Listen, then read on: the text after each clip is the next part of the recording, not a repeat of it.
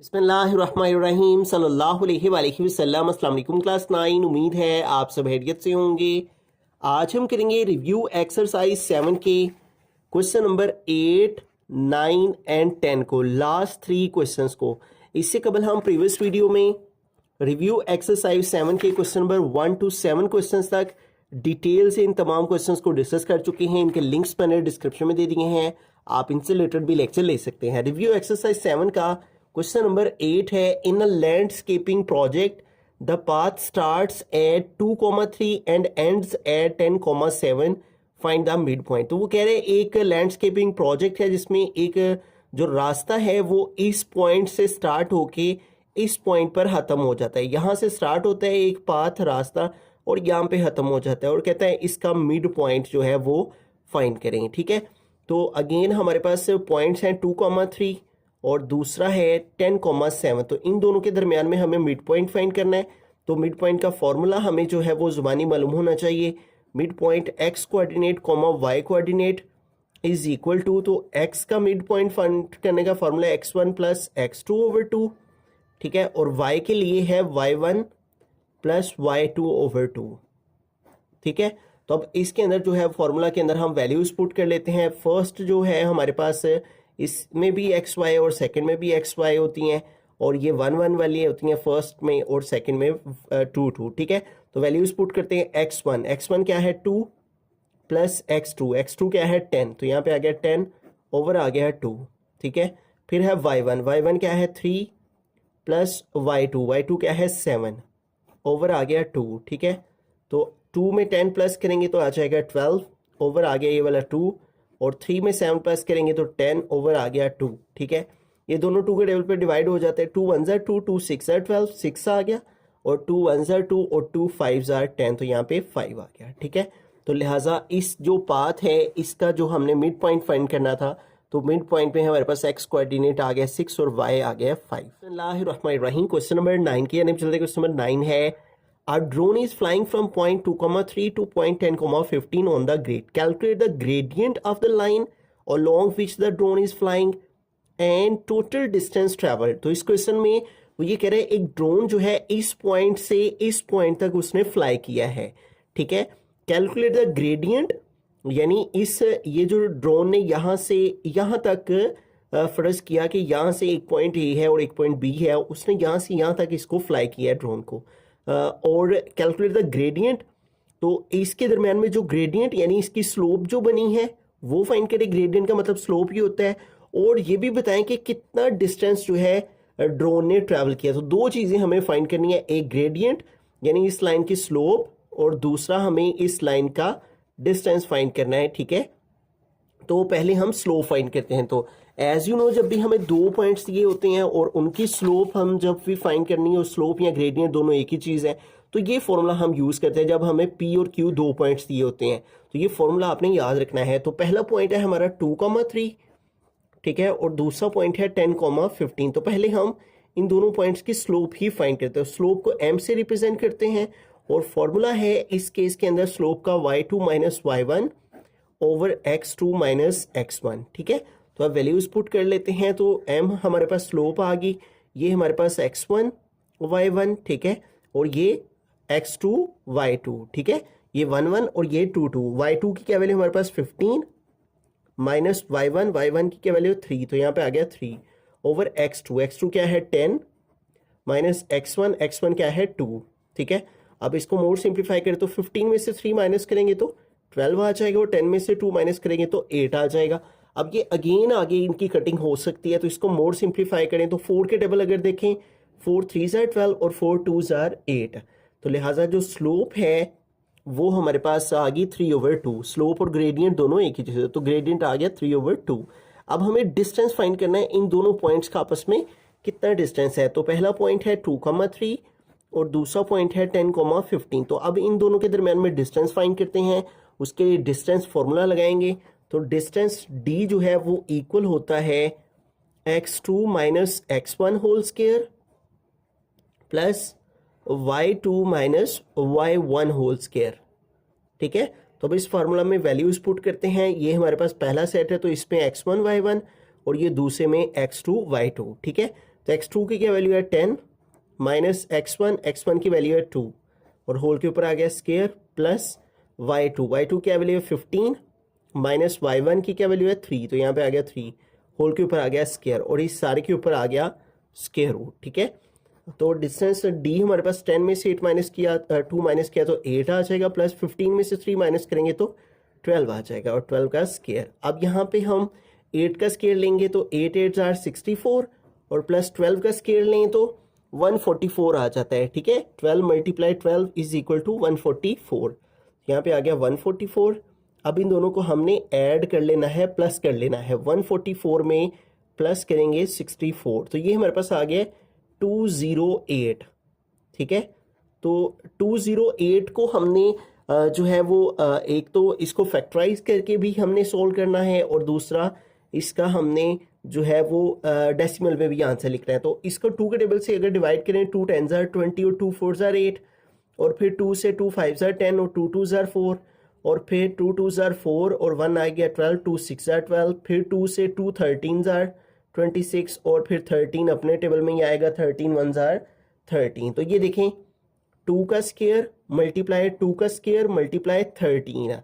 ठीक है, तो इसको मैं इसलिए ज़्यादा सिंप्लीफाई करके बता रहा हूँ क्योंकि बुक के लास्ट पे उसने इसको जो है वो इस फॉर्म के अंदर आंसर लिखा हुआ, तो काफ़ी बच्चों को ये इशू होता है कि बुक वाला आंसर चाहिए, तो इसलिए फिर मैं इसको वहाँ तक सोल्व कर रहा हूँ।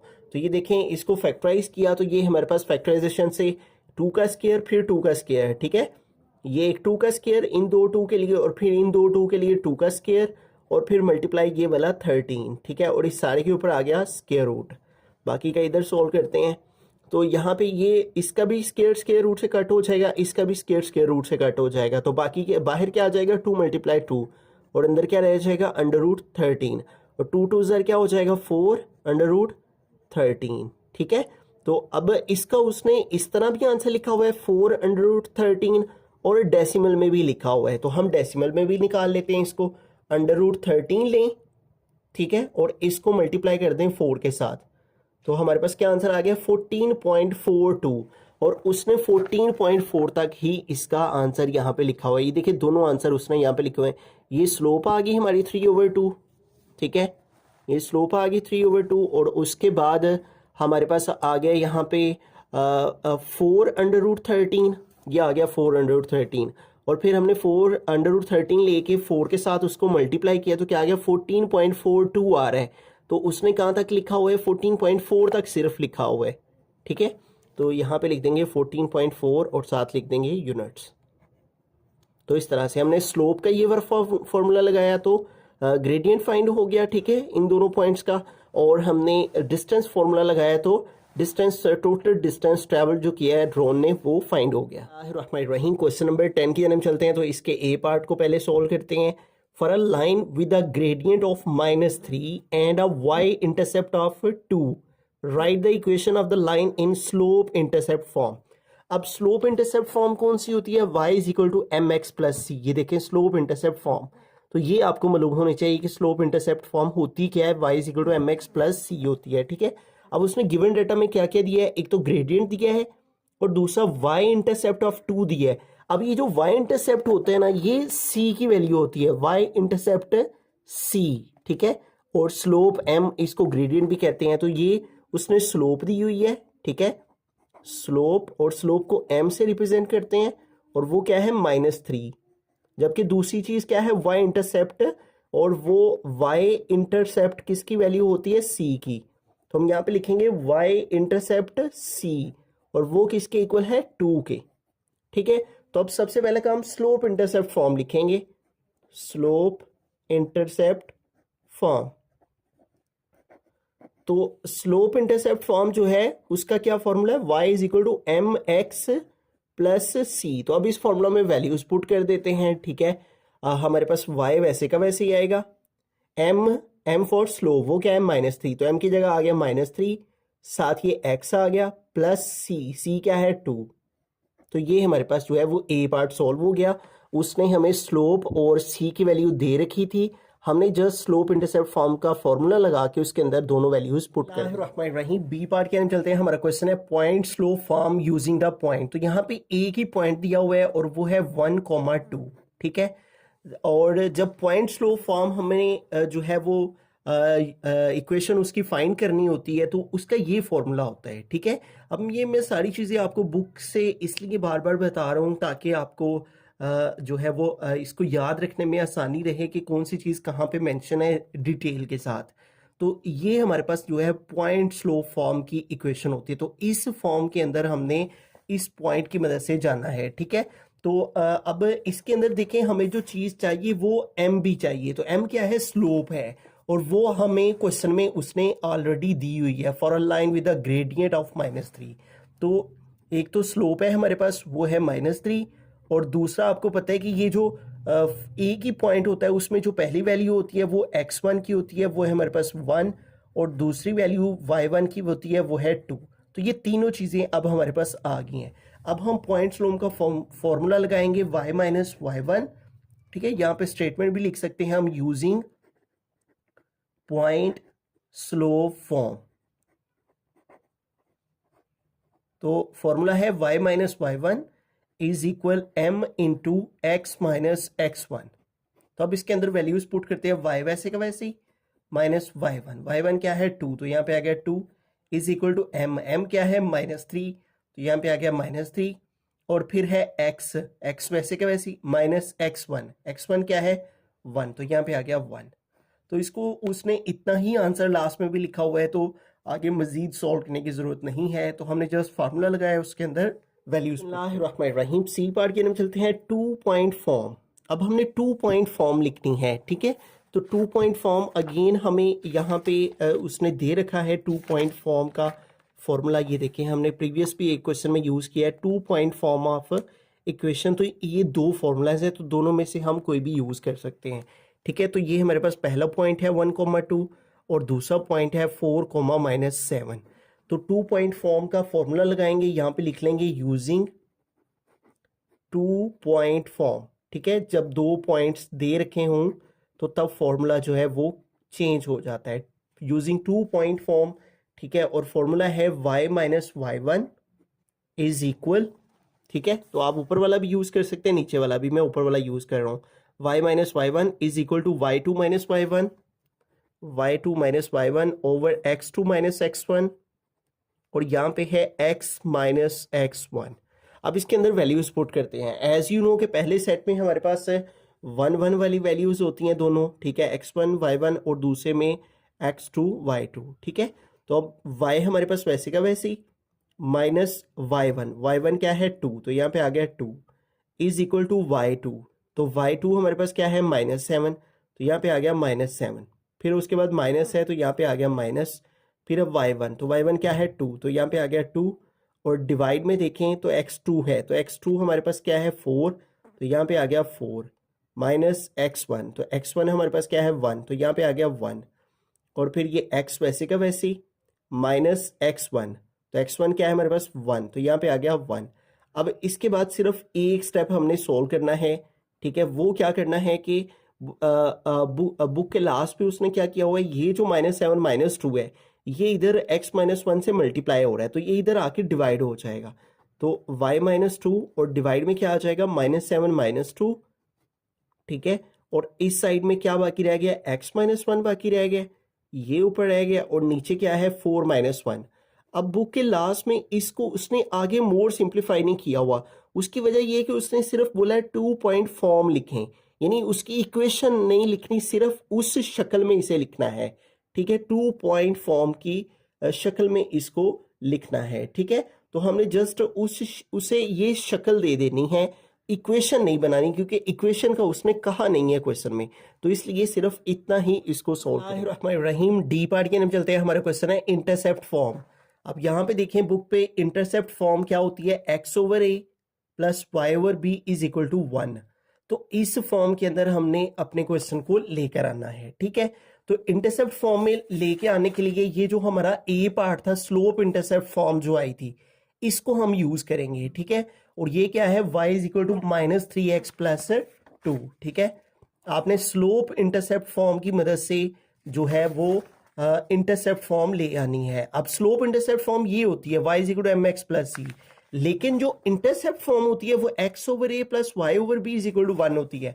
तो ये आपने दोनों में जो डिफरेंस है वो याद रखना है, y is equal to -3x plus 2। ठीक है, तो अब हम इंटरसेप्ट फॉर्म में कैसे जाएंगे? ठीक है, तो इंटरसेप्ट फॉर्म में देखें हमारे पास जो x और y वाली वैल्यूज हैं वो एक तरफ है और 1 जो है वो राइट हैंड साइड पे है। तो हमें इस साइड पे 1 चाहिए, तो उससे पहले जो है ना वो हम इन दोनों वैल्यूज को इधर मूव कर लेते हैं। -3x इधर आएगा तो +3x हो जाएगा और इधर बाकी रह गया 2। ठीक हो गया। अब देखें, अब हमें यहाँ पे क्या चाहिए? 1 लेके आना है। तो इस 2 की जगह 1 कैसे आ सकता है? इस 2 को खत्म करके।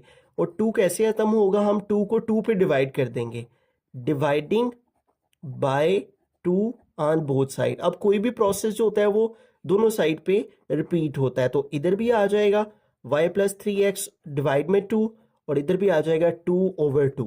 ठीक है, अब ये दोनों के नीचे 2 है तो दोनों का 2 जो है वो सेपरेट कर लेते हैं। y का भी 2 सेपरेट कर दिया और +3x ओवर 2 का भी 2 जो है वो सेपरेट कर। ये दोनों का डिनोमिनेटर है ना, तो दोनों का डिनोमिनेटर अलग अलग कर देंगे। ये 2 2 से कट हो गया, यहाँ पे बाकी आ गया 1। ये देखिए राइट हैंड साइड में 1 आ गया है। अब क्या करना है? ऊपर x रखना है और ऊपर y, और जो x के अलावा वैल्यू वो नीचे और y के अलावा जो वैल्यू है वो नीचे। ठीक हो गया। अब ये देखिए y के अलावा वाली तो नीचे है ऑलरेडी और यहाँ ऊपर सिर्फ x रखना है, तो ये 3 जो है वो यहाँ पे x के साथ है। ठीक है, इसको जब हम नीचे लेके आएंगे तो वो 3 जो है वो 2 पे डिवाइड हो जाएगा। ठीक है, वो इस तरह से आ जाएगा। ठीक है, ये देखिए अगर हमारे पास इस तरह से हो x डिवाइड 2 ओवर 3। ठीक है, तो जब हम इसको सोल्व करें तो डिवाइड मल्टीप्लाई में चेंज, तो 3 ऊपर तो 2 नीचे, तो ये क्या बन जाता है? 3x ओवर 2 बन जाता है।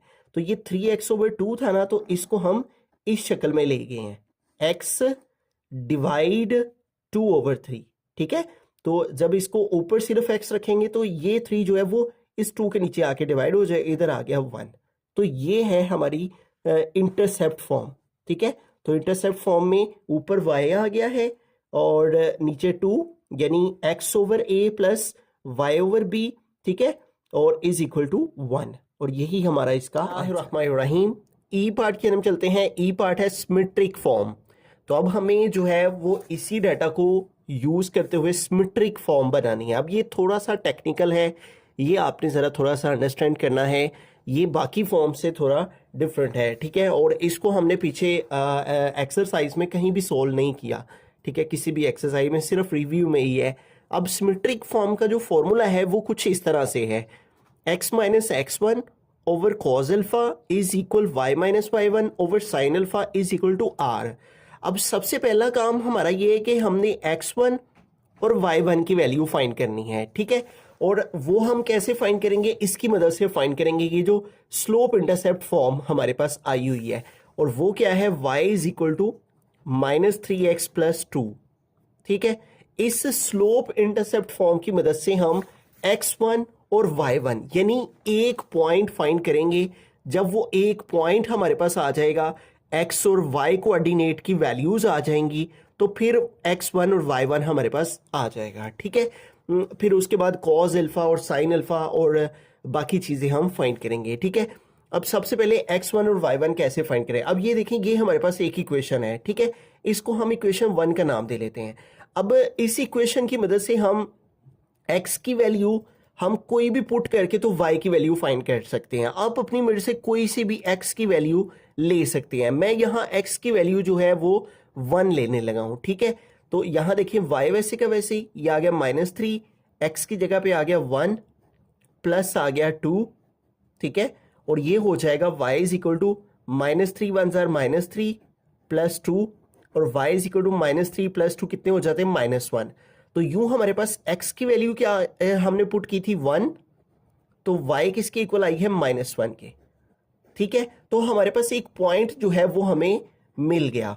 ठीक है, पॉइंट इज 1, -1, यानी x1 जो है वो हमारे पास 1 आ गया और y1 क्या आ गया? -1। ठीक हो गया, तो ये दोनों चीजें x1 और y1। अब आ जाती है बात कॉस अल्फा और साइन अल्फा की। ठीक है, अब कॉस अल्फा और साइन अल्फा हम कैसे फाइंड करेंगे? ठीक है, ये देखें क्वेश्चन के अंदर, अगर आप क्वेश्चन नंबर 10 की स्टेटमेंट पढ़ें तो उसने लिखा हुआ है for a line with the gradient of -3, यानी जो स्लोप है m वो किसके इक्वल है -3 की। ठीक है, अब आपने ये पढ़ रखा है एक्सल, जब हमने ये यूनिट पढ़ा था तो हमने पढ़ा था जो m है यानी जो स्लोप है वो किसके इक्वल है, tan अल्फा के। ये दोनों चीजें आपस में इक्वल हैं, तो हम कह सकते हैं कि tan अल्फा किसके इक्वल है, m के। ठीक है, यही है ना formula, m is equal to tan alpha. अब हमारा मकसद है कि इसकी मदद से हमने कॉज और साइन फाइंड करना है। ठीक है, वो हमने क्यों फाइंड करना है कॉज अल्फा और साइन अल्फा, क्योंकि हमें सिमेट्रिक फॉर्म के अंदर ये दोनों चीजें रिक्वायर्ड है। अब देखें, ये tan अल्फा मैंने वैसे का वैसे लिखा, और m का मतलब है स्लोप ग्रेडियंट, वो क्या है -3, वो उसने गिवन में दे रखा है, गिवन में है m इज इक्वल टू -3। ये आ गया अब tan अल्फा की वैल्यू। ठीक है, हमें तो चाहिए कॉज और साइन है। ठीक है, अब आपको यहां पे थोड़ा सा जो है ना वो पीछे जाना है। पीछे कहाँ, यूनिट 6 में आपने एक फॉर्मूला पढ़ा था, मैं फॉर्मूला यहां पे मेंशन कर देता हूं। अब यहां थोड़ी सी ट्रिग्नोमेट्रिक जो है वो हमें यूज करनी होगी। ठीक है, मैंने स्टार्ट में बताया कि ये थोड़ा सा टेक्निकल है, आपने इस बात को अंडरस्टैंड करना है तो इंशाल्लाह फिर आपको समझ आ जाएगी। फिर कोई भी वैल्यू आपको दी गई हो आप उसकी सिमेट्रिक फॉर्म आसानी से फाइंड कर सकते हैं। ये देखें, जो 1 + tan स्क्वायर अल्फा होता है वो इक्वल होता है सीकेंट स्क्वायर अल्फा के। ठीक है, ये फॉर्मूला आपने पढ़ रखा है यूनिट 6 में। ठीक है, तो यहां पे देखें हमारे पास ये जो फॉर्मूला है ये हम अब यहां पे अप्लाई करेंगे। ठीक है, तो ये फॉर्मूला हमने यहां पे लिखा 1 + tan square alpha is equal to secant square alpha. अब देखिए हमारे पास tan अल्फा की वैल्यू मौजूद है ना, वो क्या है -3, तो इसको हम यहां पे पुट करेंगे। ठीक है, तो tan अल्फा की जगह क्या आएगा, -3, और इसके ऊपर स्क्वायर है तो इसके ऊपर स्क्वायर आ गया, और इज इक्वल में आ गया सीकेंट स्क्वायर अल्फा। अब इसको जरा हम सिंप्लीफाई करें तो 1 + -3 का स्क्वायर लेंगे, 3 3 = 9, और इधर आ जाएगा सीकेंट स्क्वायर अल्फा, और 1 में 9 प्लस किए तो 10 is equal to secant square alpha. हमें तो वैल्यू चाहिए कॉज या साइन की, ये तो सीकेंट स्क्वायर की वैल्यू आई है। तो हमने यूनिट 6 में पढ़ा था कि जो हमारे पास यहाँ पे ये देखें सीकेंट थीटा है वो किसके इक्वल होता है, 1/cos थीटा के। ठीक है, तो लिहाजा इस फॉर्मूला को भी मैं यहाँ पे लिख देता हूं, जो सीकेंट थीटा है वो किसके इक्वल होता है, 1/cos थीटा के। ठीक है, और यहाँ पे चूंकि अल्फा एंगल यूज हुआ है तो हम यहाँ पे 1/cos अल्फा लिख लेंगे। ठीक है, इसके ऊपर स्क्वायर है तो इसके ऊपर स्क्वायर लगा लिया, ठीक हो गया। अब हम आसानी से cos की वैल्यू निकाल लेंगे। अब इसके ऊपर स्क्वायर है तो स्क्वायर खत्म करने के लिए दोनों साइड्स पे स्क्वायर रूट ले लिए। 10 किसी का भी स्क्वायर रूट नहीं होता, 10 के ऊपर स्क्वायर रूट वैसे का वैसे ही आ गया। 1 का स्क्वायर रूट लिया 1 आ गया, इसका स्क्वायर रूट से कट हो गया, बाकी आ गया cos अल्फा। ठीक है, अब इसकी क्रॉस मल्टीप्लिकेशन करते हैं तो cos अल्फा को √10 से मल्टीप्लाई करेंगे तो cos अल्फा मल्टीप्लाई √10 आ गया, और इज इक्वल टू 1 को 1 से मल्टीप्लाई किया तो आ गया 1। अब इधर से cos अल्फा निकाल लेते हैं, cos अल्फा इधर ही रहेगा, √10 इधर cos अल्फा के साथ मल्टीप्लाई हो रहा है तो इधर आके √10 जो है वो डिवाइड हो जाएगा। तो ये देखें हमारे पास जो है वो cos अल्फा की वैल्यू आ चुकी है। ठीक है, अब हमें चाहिए साइन अल्फा की वैल्यू। ठीक हो गया, अब ये जब हम कंप्लीट कर लेते हैं तो फिर हम इंशाल्लाह स्टार्ट से इस सारे को रिव्यू करते हैं। ठीक है, तो cos की मदद से अब हम साइन की वैल्यू निकाल सकते हैं। वो कैसे, आपने एक सादा सा फॉर्मूला पढ़ा होगा, अगेन मैं उसको यहाँ पे लिख देता हूँ। जो tan है वो इक्वल होता है साइन ओवर cos के। ये देखें यूनिट 6 में आप पढ़ चुके हैं ऑलरेडी। tan जो है tan थीटा इक्वल होता है sine theta over cos theta के। ठीक है, अब यहाँ चूंकि थीटा नहीं है ये मैं समझाने के लिए फॉर्मूला लिख रहा हूँ। अब यहाँ पे हमारे पास जो है वो एंगल अल्फा है, तो tan अल्फा किसके इक्वल हो जाएगा, sine alpha over cos alpha की। ठीक है, अब हमारे पास tan अल्फा की भी वैल्यू मौजूद है और cos अल्फा की भी वैल्यू मौजूद है, तो इन दोनों वैल्यूज को हम यहाँ पे पुट कर लेते हैं। ये देखें tan अल्फा की क्या वैल्यू है, -3, तो tan अल्फा की जगह -3 पुट कर दिया। साइन अल्फा हमें चाहिए, ठीक है, हमें फाइंड करना है, और cos अल्फा की वैल्यू अभी अभी हमने फाइंड की है, वो किसके इक्वल आई है, 1/√10 के। ठीक है, तो यहां पे आ जाएगा 1/√10। ठीक हो गया, अब इसकी क्रॉस मल्टीप्लिकेशन कर लेते हैं। साइन अल्फा को इसके साथ मल्टीप्लाई और -3 को इसके साथ मल्टीप्लाई, तो साइन अल्फा को 1 से मल्टीप्लाई किया तो आ गया साइन अल्फा, और -3 को मल्टीप्लाई करेंगे 1/√10 के साथ। ठीक है, तो यूं हमारे पास देखें साइन अल्फा की भी वैल्यू आ चुकी है और वो किसके इक्वल आ गई, -3 1 जार -3 और डिवाइड में आ गया है √10। अब देखें, अब जो जो चीजें हमें सिमेट्रिक फॉर्म में चाहिए वो सारी हमारे पास आ चुकी हैं, ठीक है। तो अब हम सिमेट्रिक फॉर्म का जो है वो फॉर्मूला यहाँ पे लिखेंगे, ठीक है। तो ये सिमेट्रिक फॉर्म है, तो यहाँ पे हम फॉर्मूला पहले लिखते हैं, सिमेट्रिक फॉर्म। और सिमेट्रिक फॉर्म किसके इक्वल होती है, x minus x1 over cause alpha is equal y minus y1 over sine alpha is equal r। ठीक हो गया। अब देखें x वैसे का वैसे लिखा, माइनस x1 मैंने स्टार्ट में आपको बताया कि किस तरह हमने x1 और y1 यानी एक पॉइंट जो है वो फाइंड करना है। तो ये x1 है और ये y1 है, तो x1 की क्या वैल्यू है, ये 1, ठीक है। तो यहाँ पे x1 की जगह पे आ गया 1 ओवर है कॉज एल्फा, तो कॉज एल्फा हमारा क्या है 1 ओवर √10, तो यहाँ पे लिखेंगे 1 ओवर √10, ठीक है, इज इक्वल y वैसे का वैसे माइनस y1, तो y1 हमारे पास क्या है -1, तो यहाँ पे आ गया -1 और डिवाइड में है साइन एल्फा, तो साइन एल्फा हमने फाइंड किया वो क्या है -3 ओवर √10, तो यहाँ पे आ गया -3 over √10 is equal to r है, तो r वैसे का वैसे ही रहेगा, ठीक है। अब इसको एक स्टेप मजीद सोल्व करेंगे, ऊपर वाली वैल्यू वैसे के वैसे ही ओवर 1 ओवर √10 भी वैसे का वैसे ही इज इक्वल टू, ये आ गया y, ये माइनस माइनस प्लस हो जाएगा 1 और डिवाइड में आ गया -3 ओवर √10 और इज इक्वल टू आ गया r। तो ये हमारे पास जो है वो फाइनल आंसर इसका है, ठीक है। तो सबसे पहले हमने क्या करना है, जो हमारे पास इसकी स्लोप इंटरसेप्ट फॉर्म होगी वो हमने लिखनी है, जो कि हम ए पार्ट के अंदर जो है वो हम सॉल्व कर चुके हैं, ए पार्ट की मदद से हम लेके आए हैं। उस स्लोप इंटरसेप्ट फॉर्म की मदद से हमने खुद से कोई सी भी जो वैल्यू है एक्स की वो लेट करनी है, तो हमने लेट किया 1, ठीक है। उस 1 को हमने इस स्लोप इंटरसेप्ट फॉर्म में पुट किया, x की जगह 1 लगाया, तो हमारे पास y की वैल्यू आ गई, इससे हमें एक पॉइंट मिल गया, ठीक है, जो कि रिक्वायर्ड था सिमेट्रिक फॉर्म के अंदर एक पॉइंट का होना जरूरी था। वो पॉइंट हमारे पास x और y कोऑर्डिनेट हमारे पास आ गए, ठीक है। फिर हमें चाहिए था जो है इसके अंदर सिमेट्रिक फॉर्म के अंदर कॉज अल्फा और साइन अल्फा, ठीक है। तो कॉज अल्फा हमने कैसे फाइंड किया, हमें ये मालूम था कि tan अल्फा इक्वल है स्लोप के, तो हमने स्लोप की वैल्यू उसने क्वेश्चन में दे रखी थी, ठीक है, ग्रेडियंट ऑफ -3, ग्रेडियंट स्लोप को कहते हैं, m की जगह हम -3, tan की वैल्यू हमारे पास आ गई। फिर हमने ये एक ट्रिग्नोमेट्रिक जो है वो फॉर्मूला यूज किया, उधर tan अल्फा की वैल्यू पुट की, उसकी मदद से हमारे पास सीकेंट स्क्वायर अल्फा आया। फिर हमें पता है कि सीकेंट जो है वो रेसिप्रोकल होता है कॉस का, ठीक है, तो हमने सीकेंट की जगह 1 ओवर कॉस पुट किया, ठीक है, स्क्वायर रूट लिया स्क्वायर कैंसिल करने के लिए, और इस तरह कॉस की वैल्यू हमारे पास आ गई। इस कॉस की मदद से हमने साइन की वैल्यू निकालनी थी। फिर हमने यहाँ पे एक ट्रिग्नोमेट्रिक रेशियो यूज की, tan alpha is equal to sine over cos, जो कि काफ़ी फेमस है, आप बार बार इसको यूज़ कर चुके हैं यूनिट 6 में। इसकी मदद से साइन की वैल्यू हमने फाइंड कर ली, ठीक है, यहाँ कॉस की वैल्यू पुट की, ठीक है, और जब हमने कॉस की वैल्यू यहाँ पे पुट की तो हमारे पास tan अल्फा की भी वैल्यू मौजूद थी, ठीक है, जो कि स्टार्ट में हम लिख चुके थे।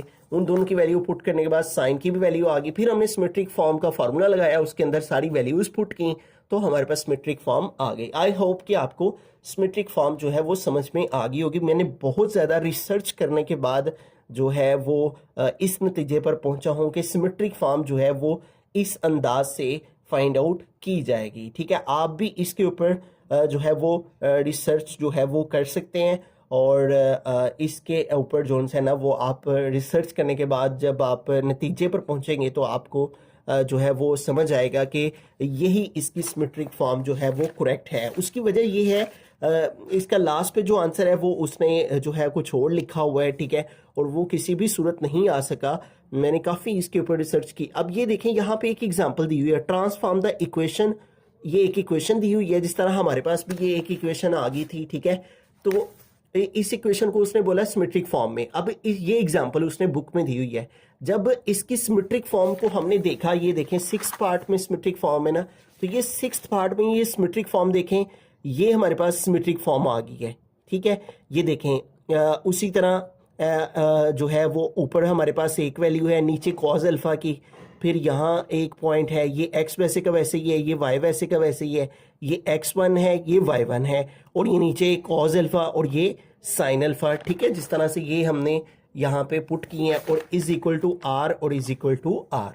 ठीक है, तो इस तरह से जो है वो सिमेट्रिक फॉर्म जो है वो हमारे पास से लिखी जाएगी। बिस्मिल्लाहिर्रहमानिर्रहीम, एफ पार्ट की हम चलते हैं। तो यहाँ पे हमें नॉर्मल फॉर्म में जो है वो लेकर जाना है अपने क्वेश्चन को, और हमारे पास जो नॉर्मल फॉर्म होती है वो कुछ इस तरह से होती है, X cos alpha plus Y sine alpha is equal to P.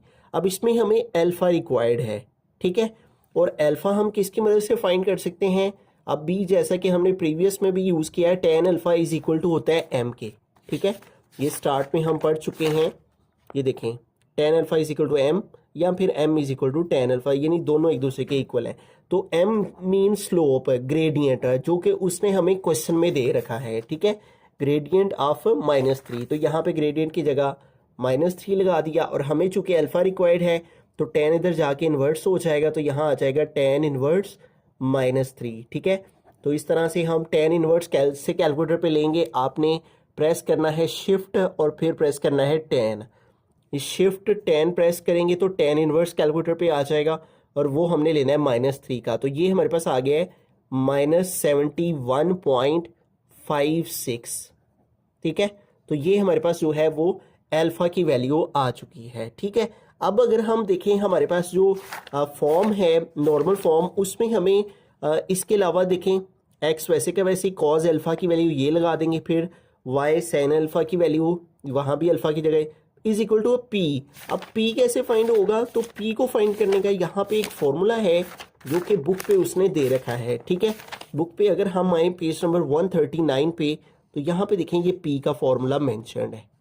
ठीक है, अब इसमें देखें हमें सी की वैल्यू रिक्वायर्ड है, ए की रिक्वायर्ड है और बी की वैल्यू रिक्वायर्ड है। ठीक है, अब ये वैल्यूज हम कैसे फाइंड आउट कर सकते हैं? ठीक है, इन वैल्यूज को फाइंड आउट करने के लिए हमें जो सा है वो हेल्प लेनी पड़ेगी यहाँ पे अपनी स्लोप इंटरसेप्ट फॉर्म की। ठीक है, तो इस स्लोप इंटरसेप्ट फॉर्म की मदद से हम जो है वो फाइंड कर सकते हैं पी की वैल्यू। ठीक है, अब स्लोप इंटरसेप्ट फॉर्म जो है वो हम यहाँ पे लिखेंगे, नाउ एज यू नो के y इज इक्वल टू है -3x + 2। ठीक है, अब चूंकि ये हम फाइंड कर चुके हैं स्टार्ट से, तो इसलिए हम डायरेक्टली यहाँ पे लिख लेते हैं। अब इधर से ए बी सी कैसे निकलेगा, उसके लिए हमें क्या करना होगा, इन दोनों वैल्यूज को इधर मूव कर लेना है। ठीक है, तो -3x इधर आएगा तो +3x हो जाएगा, फिर ये y वाली वैल्यू जो कि इधर है ऑलरेडी इसको लिख लेंगे, और +2 इधर आएगा तो -2 हो जाएगा, इज इक्वल में आ जाएगा 0। तो इस तरह ये ax + b और c की फॉर्म में आ जाएगी। ठीक है, a b और c। अब ये जो x का कोफिशिएंट है, ठीक है, वो हमारे पास होता है a की वैल्यू, और वो क्या है 3, और जो y का कोफिशिएंट है वो यहाँ पे शो नहीं हो रहा, तो वो है हमारे पास 1। ठीक है, और जो कांस्टेंट वैल्यू है वो ऑब्वियसली c की वैल्यू होती है, वो आ गई -2। अब देखिए हमारे पास सारी वैल्यूज आ चुकी हैं, अब हम ये p का फॉर्मूला यहाँ पे लगाएंगे। ठीक है, तो p हमारे पास इक्वल है -c/√a² + b²। ठीक है, तो यहाँ पे प्लस माइनस लगाएं ना लगाएं उसका कोई फर्क नहीं पड़ेगा। ठीक है, p इज इक्वल टू ये आ जाएगा माइनस, और फिर c है, c की वैल्यू है -2, यहाँ पे आ गया -2 ओवर √a²। तो a क्या है हमारे पास 3, तो यहाँ पे आ गया 3 का स्क्वायर प्लस b², तो b की वैल्यू है 1, तो यहाँ पे आ गया 1 का स्क्वायर। अब इसको सिंप्लीफाई किया तो p इज इक्वल टू -−+2 हो गया, ओवर डिवाइड में 3 का स्केल लिया, 3 ज़र 9 प्लस 1 का स्केल लिया, 1 1 ज़र 1। ठीक है, तो p is equal to 2 over 9 में 1 प्लस करेंगे तो आ जाएगा 10। तो ये हमारे पास जो है वो p की वैल्यू आ गई 2 ओवर √10। अब हम जो है वो यहाँ पे लिखेंगे नॉर्मल फॉर्म। ठीक है, नॉर्मल फॉर्म, और पहले नॉर्मल फॉर्म का फॉर्मूला लिखते हैं। ठीक है, जो कि आपको जुबानी याद होना चाहिए, x cos alpha plus y sin alpha is equal to p। x cos alpha plus y sin alpha is equal to p। तो x वैसे का वैसे ही लिखा, यहाँ cos वैसे का वैसे ही, और फिर अल्फा की वैल्यू जो कि हमने फाइंड की है। ठीक है, और वो क्या आई है -71.56 है, तो यहाँ पे आ जाएगी अल्फा की वैल्यू -71.56, और फिर y आ जाएगा, फिर साइन आ जाएगा, और फिर दोबारा से अल्फा है तो इधर दोबारा से अल्फा की वैल्यू -71.56 -71.56 और इज इक्वल टू है p। तो यहाँ p की वैल्यू और वो हमने अभी भी फाइंड किया वो आई है 2/√10। ठीक है, तो नॉर्मल फॉर्म फाइंड करने के लिए सबसे पहले हमने ये फॉर्मूला लगाना है, इसकी मदद से अल्फा की वैल्यू लिखनी है, फिर स्लोप इंटरसेप्ट फॉर्म लिख के उसको ax प्लस बी और प्लस सी की फॉर्म में लिख के a b c की वैल्यूज निकालनी है, फिर p का फॉर्मूला लगा के p की वैल्यू फाइंड करनी है, फिर नॉर्मल फॉर्म का फॉर्मूला लगा के उसके अंदर सारी वैल्यूज पुट कर देंगे तो नॉर्मल फॉर्म आ जाएगी।